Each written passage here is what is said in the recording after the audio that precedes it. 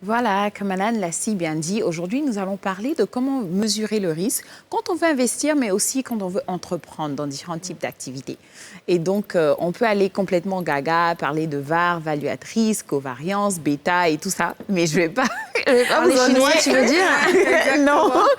Non, mais c'est des termes techniques, mais qui disent ce qu'on fait presque tous les jours quand on veut faire un investissement. Donc, quand on parle de ratio ou tout ça, c'est vraiment qu'est-ce qu'on doit mesurer. Donc voilà, quand on parle de risque, c'est d'abord la probabilité que cette chose se passe et la gravité, à l'échelle moins grave jusqu'au pire des cas. Donc il faut analyser vraiment tous les scénarios possibles. Le scénario qui est vraiment le plus probable, ça c'est le scénario optimistique. Après, on a le scénario un peu pessimiste où on se dit, la Terre tombe, quoi, et Covid, ce genre de scénarios-là sont toujours... Il y a une guerre, tout ça. Exactement, voilà. Okay. Voilà. Donc il faut toujours tout prévoir. Et quand on parle spécifiquement d'investissement, il y a un processus, disons, de due diligence, c'est-à-dire comment est-ce qu'on va faire nos recherches, comment est-ce qu'on va se documenter sur l'activité ou l'entreprise dans laquelle on veut investir avant de le faire.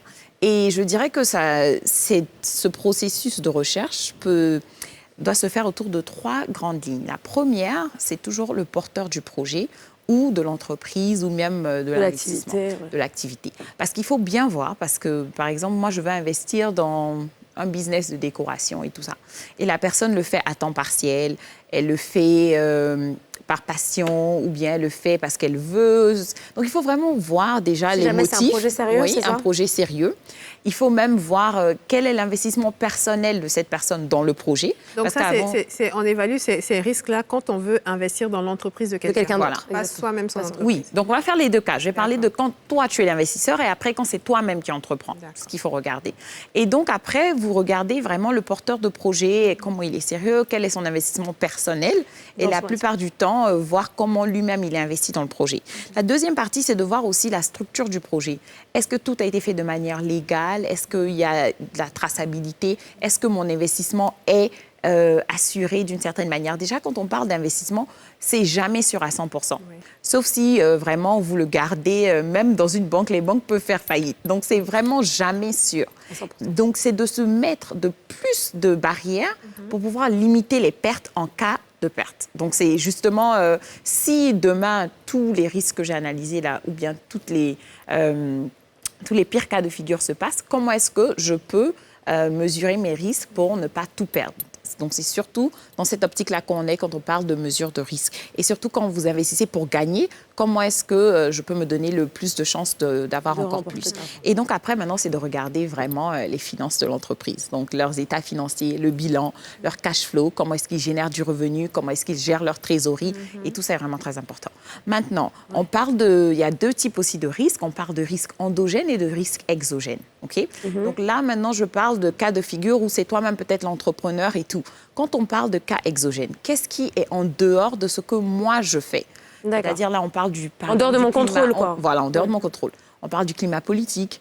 Est-ce qu'on est en période d'élection? Vous avez vu que octobre, septembre était complètement... Il n'y avait rien. Parce que tu ne veux pas commencer une activité. Et demain, vu nos antécédents, justement, on n'est pas vraiment les plus stables en période d'élection. Donc, tu regardes, ça, c'est vraiment en dehors de toi. Tu peux être le meilleur businessman du monde et puis il y a une guerre, personne ne sort, donc tu perds tout.